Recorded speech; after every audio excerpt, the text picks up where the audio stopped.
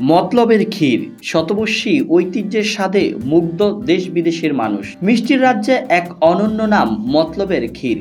শতবর্ষী ইতিহাস আর সংস্কৃতির গর্বে ঠাসা এই ক্ষীর শুধু একটি খাবার নয়, এটি মতলবের সংস্কৃতির অংশ, যা প্রজন্ম থেকে প্রজন্ম ধরে মানুষের ভালোবাসা অর্জন করে চলেছে।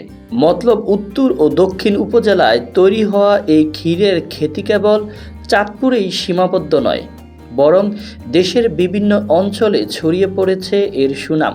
ঈদ, পূজা, বিয়ে কিংবা যে কোনো উৎসব, মতলবের ক্ষীর ছাড়া যেন অতিথি আপ্যায়ন অসম্পূর্ণ। মোটা দুধ, দেশি চাল আর নিখাদ পরিশ্রমের সমন্বয়ে তৈরি হয় এই ক্ষীর, যার স্বাদে মিশে আছে গ্রামের সরলতা ও মমতার ছোঁয়া।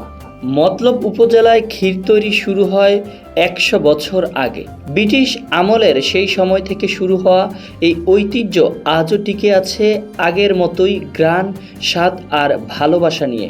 মতলবের ক্ষীর আজও বহন করে চলেছে শত বছরের ঐতিহ্য, স্বাদ আর ভালোবাসার অমিলন গল্প। একবার যারা স্বাদ নিয়েছেন তারা চিরকাল সেই মিষ্টি স্মৃতি বয়ে বেড়ান। দর্শক, কখনো কি মতলবের বিখ্যাত এই ক্ষীর খেয়েছেন কিনা কমেন্টে অবশ্যই জানাবেন। আর এই মতলবের ক্ষীর কেন এত বিখ্যাত? মতলবের ক্ষীর আদি গান্ধী ঘোষ, মামালে গান্ধী ঘোষ ছিল। গান্ধী ঘোষের ক্ষীর প্রশিক্ষণ দিতে হয়, ভালো জিনিস এবং একাই দুধ দিয়ে তৈরি হয়, হালকা চিনি।